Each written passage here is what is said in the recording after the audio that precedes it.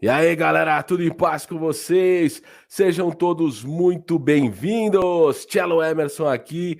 Começamos mais um vídeo do canal Metal Musicast. Então, eu vou começar agora a elencar para vocês aqui as minhas preferências. Eu coloco em ordem de preferência, sim. Então, eu vou começar pelo 13º, são os 13 melhores do Cello Emerson, do Metal Musicast, lançados em 2022. E claro que eu estou criando algum problema para mim, porque você pode questionar, pô, o cara prefere esse em relação àquele. Sim, eu vou colocar preferência aqui e eu já quero saber as opiniões de vocês. Então vamos lá, o 13º álbum que eu acho que merece estar na lista dos lançamentos de 2022 é o Rescue, do Xamã. Eu curti muito esse disco, eu já gostava do Xamã com o André Matos. Depois que saiu o André Matos, eu não acompanhei. Eu gostei muito quando eles voltaram, estavam em turnê, vocês sabem o que aconteceu.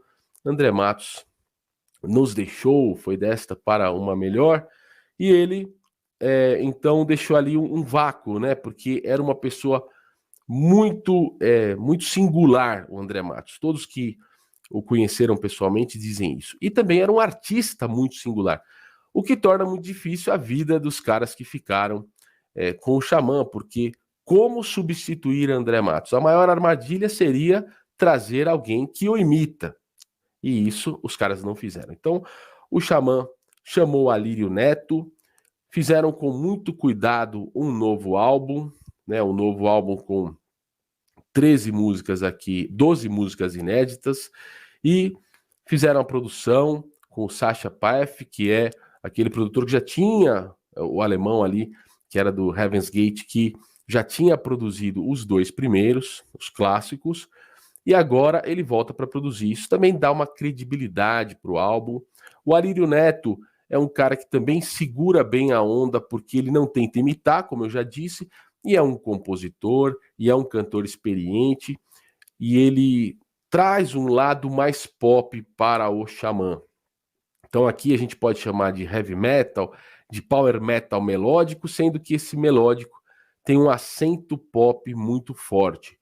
Os caras mandaram muito bem, tem uma introdução aí, mas tem várias, depois tem várias músicas que eu poderia chamar, apontar como destaque. A Time is Running Out, que já começa logo depois da introdução, é excelente. A The Eye Inside saiu em vídeo, saiu como um single do álbum, é muito boa.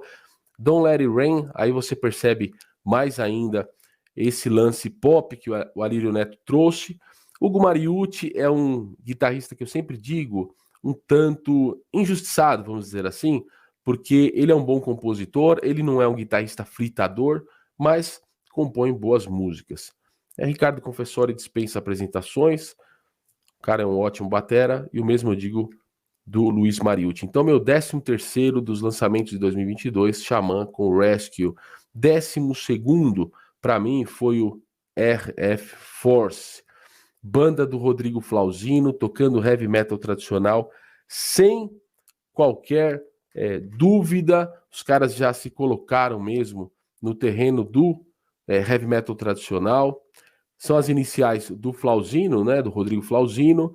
Ele explicou aqui, deu entrevista, e ele explicou que ele não queria colocar o nome de Rodrigo Flauzino na banda. Então ele pegou as iniciais e pôs o nome Force, que, diz ele, se identifica muito com o heavy metal, né? Então tinha o Malmsteen, já teve outro, o G-Force, né, também. A gente sabe que grandes clássicos aí do metal, do rock and roll, tem a palavra Force. Então ele trouxe essa ideia. É um disco muito coeso, muito bem produzido. Foi produzido pelo meu amigo Daniel Yazbek, que se tornou amigo aqui do Metal Musicast, parceiro, fez a série U do Discografia Comentada, está fazendo alguns vídeos comigo sobre a série Judas Priest Discografia Comentada. É um ótimo produtor. Quando ele comenta aqui a série do Judas Priest, às vezes a gente entra no assunto produção. Tá aqui um trabalho para vocês verem como é a competência do Daniel Yazbek na produção. E antes que você diga que eu estou citando o RF Force como os meus preferidos, porque o Daniel é camarada, não, ele se tornou camarada depois de eu ter feito a resenha, ele entrou em contato e participou aqui do canal. O vocalista, meu xará, o Marcelo Saracino, canta muito, ele participa de bandas cover do Dio, né? Tanto no Sabá, quanto no Rainbow, quanto na carreira solo. Só por isso já dá para você perceber que o cara canta muito. E aqui ele vai nesse registro próximo do Dio. Na minha resenha eu cheguei até a dizer que seria bacana às vezes explorar outros caminhos, mas não compromete. Só citando como destaque a faixa de abertura Fallen Angel, sensacional. Old School Metal, a seguinte, que tem clipe, que foi um dos singles, e Flying Dogs. As três primeiras já chegam numa série ali, numa abertura do álbum, que arrebenta tudo. Olha, Classic Metal é a gravadora que lançou. Sempre prestem atenção no trabalho da Classic Metal. Entrem no site. Os caras lançam muita coisa de metal oitentista e apostam em bandas brasileiras. Então, a 12ª escolha minha de preferência é o disco de estreia da banda liderada pelo Rodrigo Flauzino, RF Force. Se você ainda não conferiu, fica aí a dica. 11º, eu cito aqui o Soulfly, que lançou Totem. Excelente disco. Aquelas experimentações com música regional brasileira ficaram para trás. Vez ou outra tem um groove ou alguma percussão aparecendo, mas não é mais daquela maneira muito acentuada. Na batera, o filho do Max, o Zion, eu vi lá em 94 no Hollywood Rock, ele um bebezinho, o Max Cavaleira, levantando ele lá pro público. Agora o cara tá aqui, ó, é a batera do Soulfly. Ficava uma expectativa a respeito desse disco, porque saiu o Mark Rizzo, teve aquela treta, aquele bate-boca na imprensa, mas o Max Cavaleira conseguiu trazer aí a participação especial na guitarra, que foi muito boa, muitos solos que tem uma pegada de metal tradicional. Então tá naquela linha Death Thrash, se chama Totem. Quem tocou guitarra aqui foi o Arthur Risk, né, lead guitar, ele fez os solos, teve outras participações também. É importante a gente destacar que tem o Mike Leon no baixo e que é um excelente disco. Vale uma conferida também. Death Thrash do Soulfly. Eu sou um grande fã do Max Cavaleira e eu não deixei passar, está aqui em 11º na minha lista. Em 10º, eu fiquei muito em dúvida a respeito de dois lançamentos aqui. Se vocês quiserem, coloquem até nos comentários qual vocês preferem. O Ratos de Porão, Necropolítica, é uma banda que eu gosto muito desde a minha adolescência. Nunca deixei de prestar atenção no Ratos de Porão. Sei que tem discos melhores, piores, os caras têm uma longa carreira, mas de uma maneira geral, nunca decepcionaram para mim, sempre fizeram bons álbuns. Os caras estão tocando muito, Boca na batera, dispensa comentários, sensacional. Juninho no baixo, o João sempre criativo na guitarra. Tem uma temática única em todo o disco, né? São críticas às posturas governamentais durante a pandemia aqui no Brasil, vocês sabem disso. Entrou muito na polarização, né, na polarização política que o Brasil, que o mundo está enfiado, mas aqui no Brasil a gente sabe especificamente como que foi, até porque foi ano de eleições. E eu fiquei com muita dúvida entre colocar aqui na 10ª colocação, na 10ª posição da minha lista, o do Crisium, né, o Mortem Solis. Baita álbum, detonando tudo, Crisium, esse conceito interessante no título, né, Mortem Solis.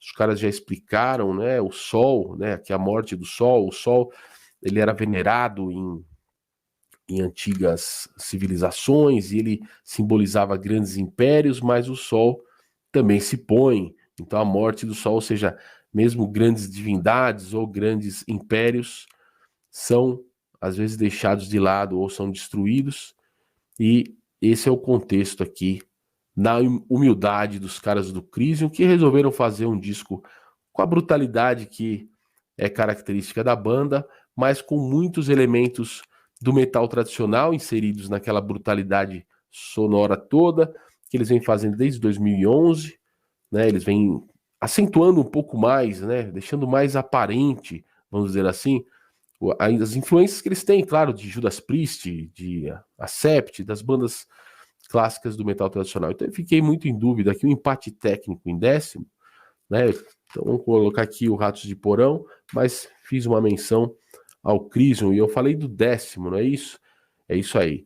E agora, o nono na minha lista de 2022 fica para o Creator com Hate über Alles. Eu gosto muito das artes deste artista aqui, que é o Eleanor Cantor, que fez a capa do Halloween, já fez capa do Soulfly, e aqui uma capa bem brutal também. Você vê uma figura, né, que tem essa estética bem agressiva, violenta, eliminando um adversário, obviamente. O contexto, o conceito lírico aqui da música título, Hate über Alles, né, pegando uma influência do Dead Kennedys, que tinha o California über Alles, e quer dizer, em alemão, né, misturado aqui em inglês com alemão, né, o ódio acima de tudo. O Mili Petrozzi explicou a letra já em entrevistas, divulgando o disco.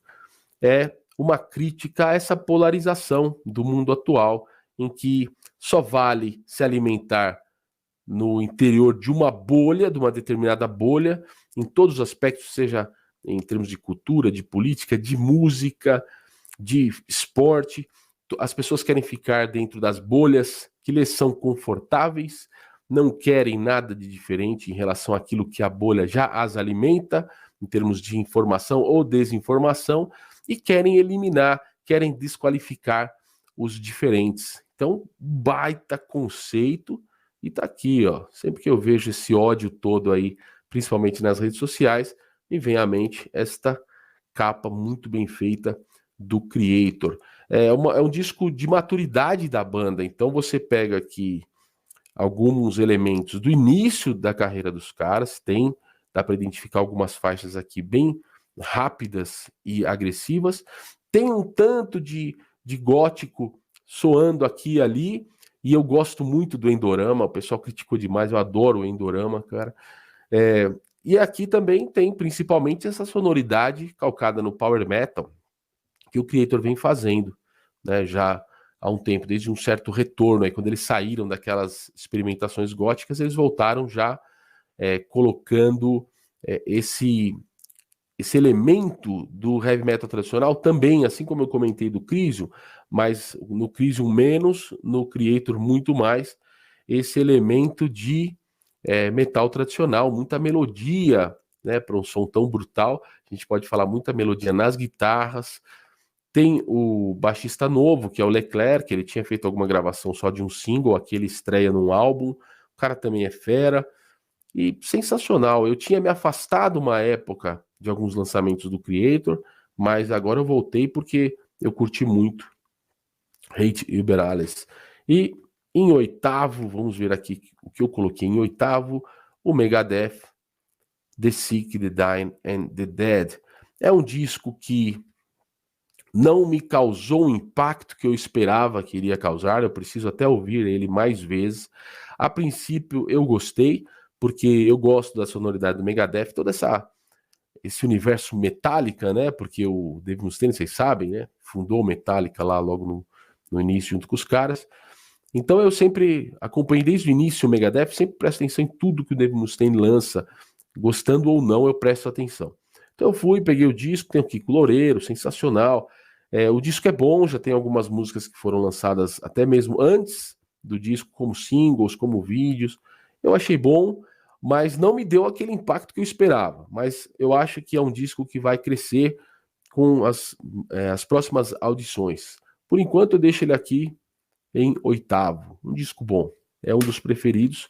Eu sou um grande fã, mas esperava um pouquinho mais. O sétimo disco, esse aqui eu sei que desagrada uma parte do pessoal que assiste aqui o Metal Musicast. Já faço esse alerta, mas é uma banda que eu gosto muito. Conheci ali em 98, abrindo para o Kiss aqui em São Paulo, no show do Autódromo de Interlagos. Eu estou falando do Rammstein, os alemães de metal industrial Rammstein. Eu curti muito o disco que eles lançaram agora, em 2022, o Zeit. Eu acho que também o mesmo comentário que eu fiz para o Creator se aplica um tanto aqui. É um disco de maturidade, de uma banda que já não precisa provar mais tanto, já se estruturou muito bem, já lançou grandes clássicos do seu estilo, e agora lança um ótimo álbum, que eu gostei para o estilo do Rammstein, que também traz alguns elementos de várias fases da banda. Então, tem música aqui, eu vou citar aqui a Dick Titten, por exemplo, que parece música do começo da banda, mais ou menos, né? A Zig Zag também tem um jeito mais rápido, tem uma batida bastante percussiva, beleza. Um pouco mais de ruídos, de coisa eletrônica. Depois eles trazem também muito daquele álbum que foi a transição, mais para uma fase mais metal, para ser menos industrial e mais metal dentro do rótulo metal industrial, que é o Mutter. Continuaram com o Rise Rise, tem muitos elementos do Rise Rise aqui também, do Rosenrot, do Liebe ist für alle da, tem esses elementos. E tem agora esse elemento mais atual, que depois do anterior do Deutschland eles colocaram.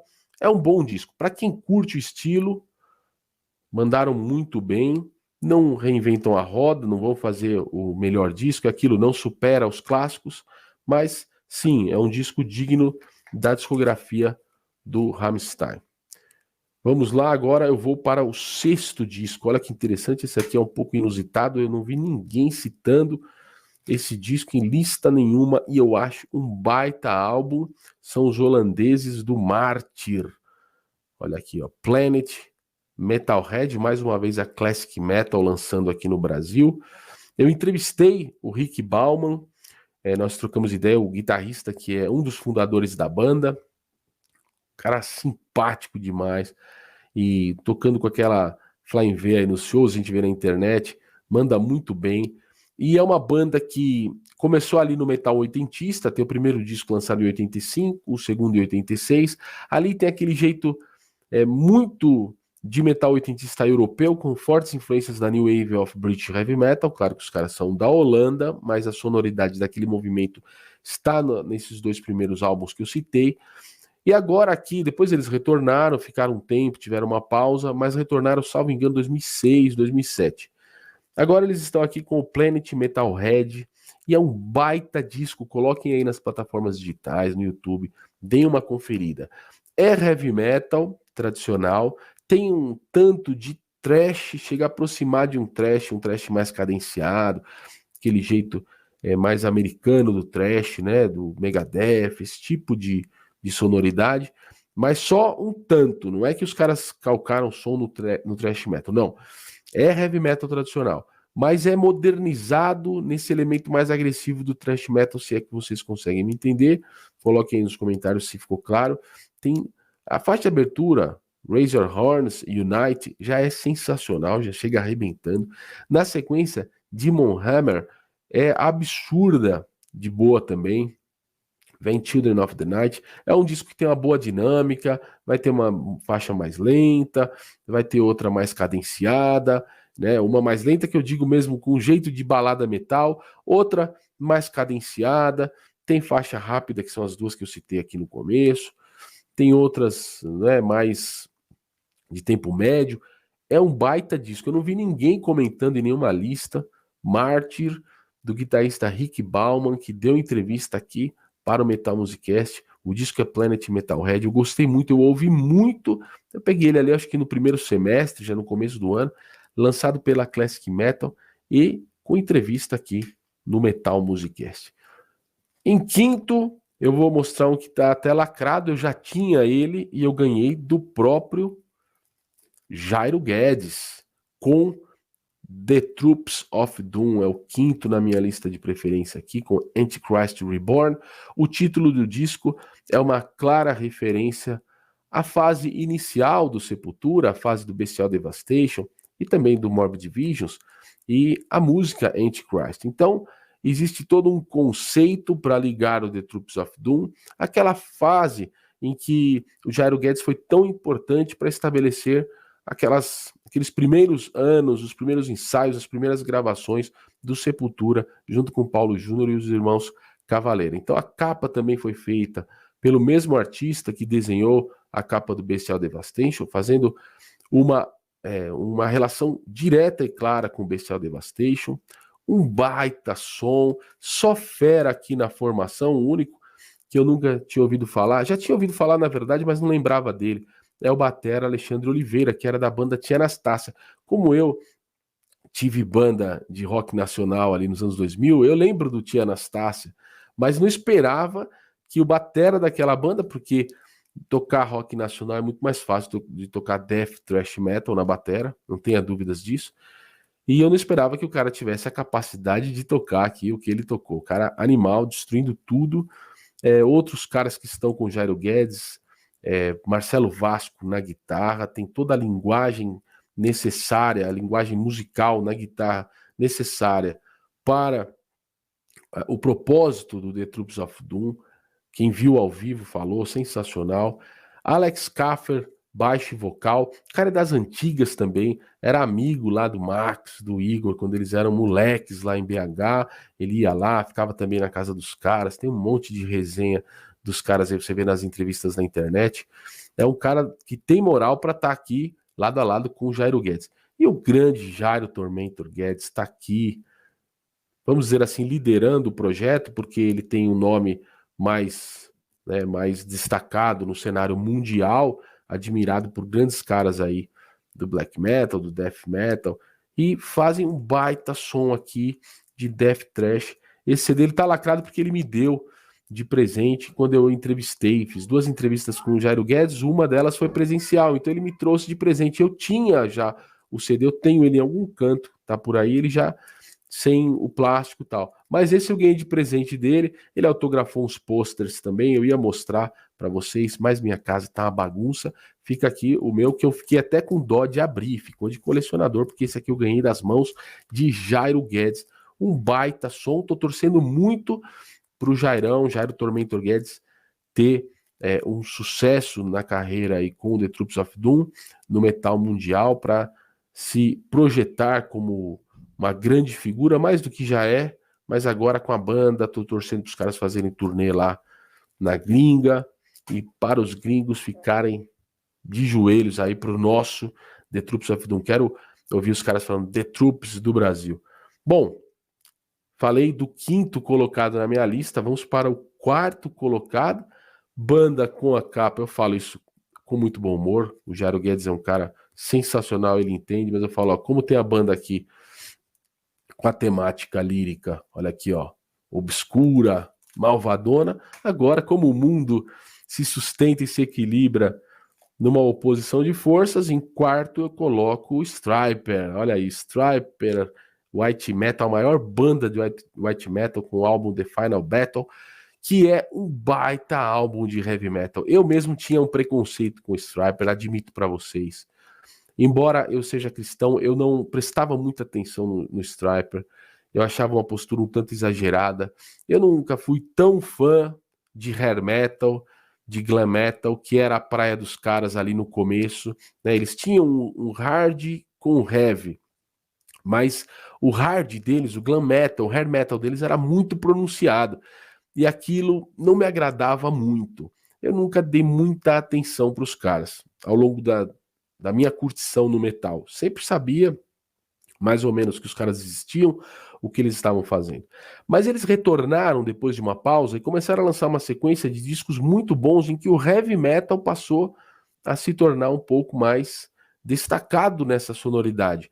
Aquele equilíbrio hard heavy não existe tanto mais. Pesou muito mais pro heavy. Então você coloca aí a primeira faixa, Transgressor, já é rápida, com riffs na escola de Judas Priest, é sensacional, é sensacional. Claro que aqui, ao longo da experiência do álbum, tem 11 faixas, tem um momento aqui em que pende para um hair metal, para um hard, mas nem hair metal tem aqui, é mais um lance mais hard, até por causa da voz do Michael Sweet, mas é heavy metal tradicional na maior parte do tempo.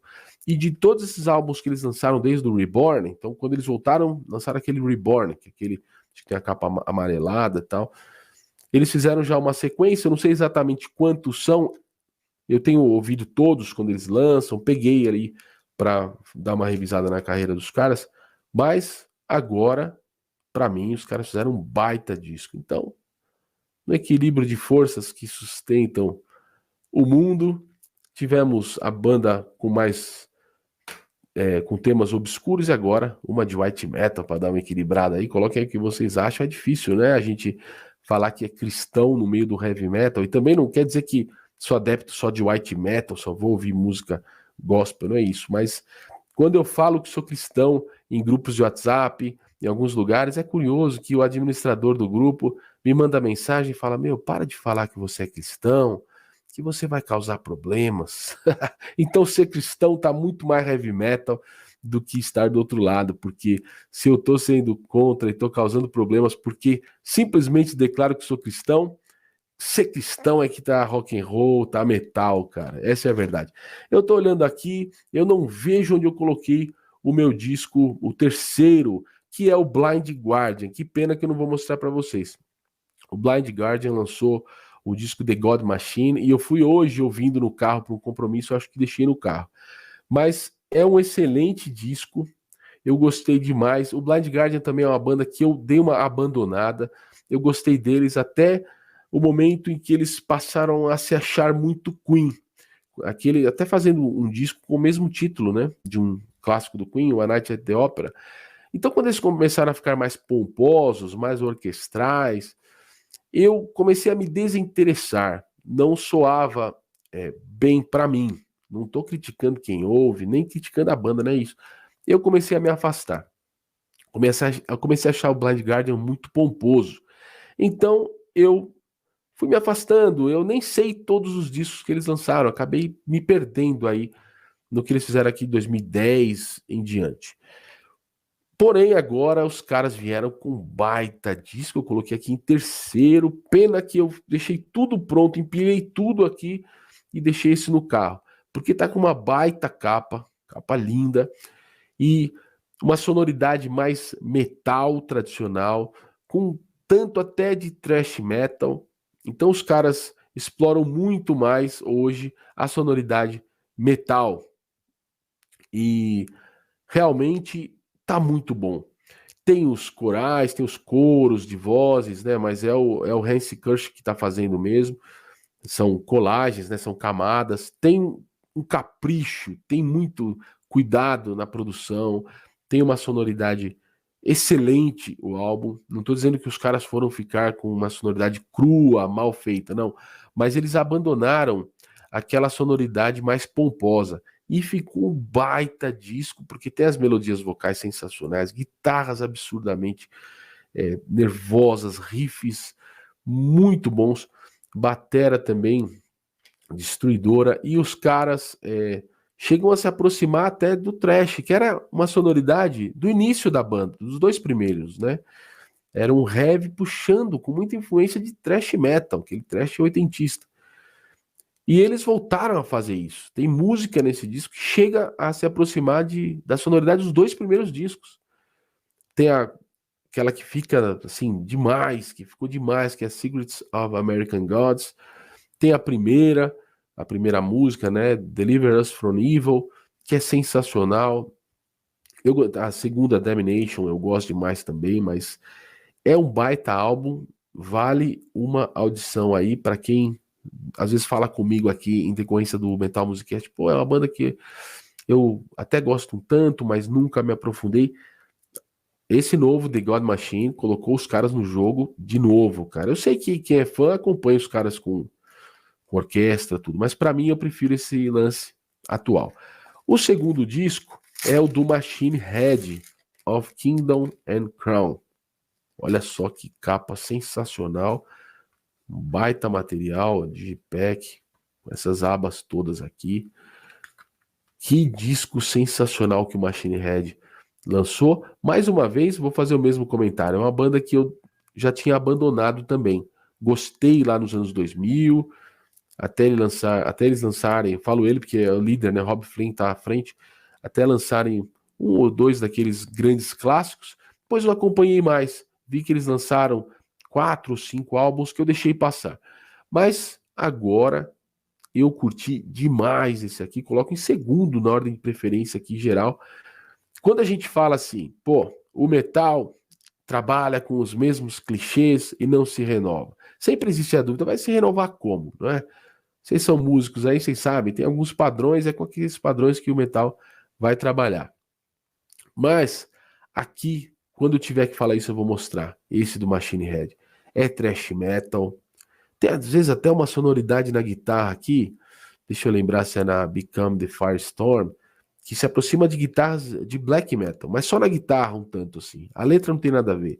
As letras é um disco, as letras compõem aqui um disco conceitual. Tem uma, vamos dizer assim, que me lembra um pouco da mensagem que o Creator quis passar, uma crítica a essa polarização e a necessidade, entre aspas, que os polarizados sempre encontram de eliminar o seu adversário. Então é toda uma história baseada em anime, tal, que traz essa crítica subjacente a todas as letras. Mas é sensacional, é brutal, tem muita quebradeira, tem alternância de ritmos, tem muitos riffs nervosos sobrepostos e se sucedendo uns aos outros. É uma doideira o som que está aqui no novo do Machine Head. É disco para você ouvir várias vezes e ficar pegando os detalhes. Começa com uma faixa de 10 minutos, com uma ambiência um tanto gótica, um tanto progressiva, com thrash metal. É um disco muito criativo. Eu coloquei aqui em segundo porque realmente o Robb Flynn se superou aqui e eu voltei a gostar da banda com esse aqui, voltei a prestar atenção. E eu tô, assim, tô com o impulso de a todo momento levar ele para o carro, para todo compromisso que eu vou, coloco aqui no computador quando eu tô ouvindo em plataformas digitais. Sensacional. E ainda vou ouvir mais vezes, tenho certeza que vou descobrir vários outros detalhes que tem no álbum. E primeiro, o que eu quero colocar como o que eu mais gostei, que eu coloco no pódio, aqui no topo do pódio, o Saxon com Carpe Diem. Entrevistei o Paul Quinn. Por que eu escolho o Saxon no meio de tanto disco bom aqui? Vocês sabem, vocês acompanham o Metal Musicast, a New Wave of British Heavy Metal, a tal nova onda do metal britânico que começou ali fim de 70 e foi até meados de 80, foi um movimento muito importante para o heavy metal, retrabalhou influências que vinham já de Purple, de Black Sabbath, além de retrabalhar aquelas influências e dar uma nova linguagem para aquilo, para o rock pesado que se fazia ali na Europa, os caras foram muito influentes. Eu falei aqui do Mártir, da Holanda, influenciaram a Alemanha, veio a Sept, influenciaram muitas bandas da Alemanha, do thrash alemão, influenciaram o Brasil, os Estados Unidos. Metallica, nada menos do que o Metallica, no início era um projeto do Lars Ulrich de montar uma banda de New Wave of British Heavy Metal, equivalente a isso nos Estados Unidos. Então, eu acho muito importante. Eu comecei o Metal Musicast com um dos propósitos sendo o de falar muito da New Wave of British Heavy Metal, reforçar a memória desse movimento, fazer as novas gerações conhecerem o que aconteceu lá, por que aquilo aconteceu, porque ali foi uma renovação do metal, do rock pesado, que já estava assim dando mostras de cansaço depois do fim do Deep Purple, depois da crise criativa do Black Sabbath, a saída do Ozzy, logo nos 80, ali no ano 1980, termina o Led Zeppelin, muita gente perdendo a vida ali, né, bandas boas, e os caras já meio rockstars demais, chega o punk, mas era meio que modinha, não se sustenta muito por muito tempo, e chega a New Wave of British Heavy Metal. A Inglaterra, se nós pensarmos, é um país pequeno. Se nós pensarmos, é um país pequeno relativamente aos Estados Unidos, ao Brasil, até mesmo, né, alguns outros países, a Rússia talvez, mas a Rússia também não é tão tradicional. Mas você pode pensar que como é que tantas bandas começaram a pipocar em vários lugares de um país relativamente pequeno que era a Inglaterra, né? Aquele lance ligado à classe trabalhadora, os caras que vêm do interior da Inglaterra, muitos deles, da zona leste de Londres, que tinha esse lance da imigração, do industrial, e aquela juventude querendo pegar guitarra para sair de um destino ali dos seus pais, de simplesmente trabalhar em fábricas, tal, sem nenhum demérito, mas era o que os caras queriam para sair dali daquela região, para ganhar mais dinheiro, para ter uma vida diferente do que eles viram seus pais tendo, e os caras saem com aquilo que a gente chamou, que os jornalistas chamaram na época, né, New Wave of British Heavy Metal. E tô falando tudo isso para para a gente fazer essa reflexão da importância disso pelo rock pesado, do porquê o Metal Musicast quer falar muito. Entrevistei vários caras, entrevistei o Paul Quinn, entrevistei o John Gallagher do Raven, entrevistei Gary Pepper do Jaguar, tá, o CD do Jaguar até aqui, ó, vários outros. Entrevistei ex-batera do Iron, né? Entrevistei o Blaze Bayley, ex-vocalista do Iron. Então, sempre tento trazer gente que estava lá na New Wave of British Heavy Metal para conversar aqui com a gente, para contar. Entrevistei o vocal do Blitzkrieg, né? E como isso torna tão importante uma banda que para mim é a segunda, me desculpem os grandes fãs do Saxon, eu sou mais fã do Iron Maiden, mas isso não tira nenhum mérito do Saxon, porque não tira nenhum mérito, porque o Saxon para mim é o segundo grande ícone da New Wave of British Heavy Metal. Eu gosto muito do Raven também, eu poderia até dizer que tem um certo empate técnico com o Raven, se a gente analisar a discografia dos dois, mas ainda voto que o Saxon lançou discos mais fortes, né? Discos com mais clássicos, tiveram uma estrutura, às vezes, de negócios e de divulgação um pouco maior. E o Saxon está aqui até hoje, lançando um disco que não é um revival da New Wave of Heavy Metal, é um disco atual, de 2022, e os caras são senhores. Paul Quinn, que deu entrevista para mim, fez esse ano 71 anos de idade. O Biff Byford, vocalista, acho que fez 71 anos de idade também aqui. São senhores, e quando a gente vai no show dos caras, eu fui em shows deles aqui no Brasil, é metal pesado, na veia mesmo, os caras sentando a porrada ali no som, não alivia não. Então, aí os caras lançam um baita disco aqui, começam com a Carpe Diem, faixa título, um baita heavy metal, tem a melodia típica do vocal do Biff Byford, tem as guitarras, a bateria sempre sensacional. Vão para Age of Steam, que aí é New Wave of British Heavy Metal na veia de novo. Engatam com a The Pilgrimage, que é aquela música, Paul Quinn falou aqui, né? Que é Quaalude Song, que fala, né? Ele falou, Quaalude é um tipo de calmante que tem lá nos Estados Unidos. Então é uma música que os caras tem jeito de que você tomou calmante, alguma coisa assim, né? Mais maneira, mais viajante, mas depois já engata com a Dam Busters, porrada de novo. Remember the Fallen, super nova, rápida pra caramba. Todas, não vou citar uma como destaque, não tem. Então vejam a importância do Saxon estar aqui. O ano passado eu escolhi Iron Maiden como o primeiro, Senjutsu, dividi opiniões aqui no Metal Musicast, mas coloquei aqui o Iron, que é uma das minhas bandas preferidas, e achei muito importante o Senjutsu. Hoje eu coloco, em 2022, o Saxon, tá aqui, sensacional. Então fica aí a minha lista, tem death metal, tem thrash, tem metal tradicional e tem metal industrial nas 13 mais do Metal Musicast. E espero que vocês tenham curtido, porque vocês também me ajudam a fazer a lista com as suas opiniões. É importante que os caras, alguns deles deram entrevista aqui, Jairo Guedes deu entrevista, Paul Quinn deu entrevista aqui, e assim vai. Tem o RF Force, o Flauzino deu entrevista aqui, o Max Cavaleira deu entrevista ano passado, o Ricardo Confessori conversou aqui comigo também esse ano, e outros eu nem fui atrás. O Rick Bauman, do Martyr, o Rammstein, eu ouvi falar, não sei se é verdade, que os caras só dão entrevista se for para falar em alemão. Olha só que coisa, né? Eu nem fui muito atrás.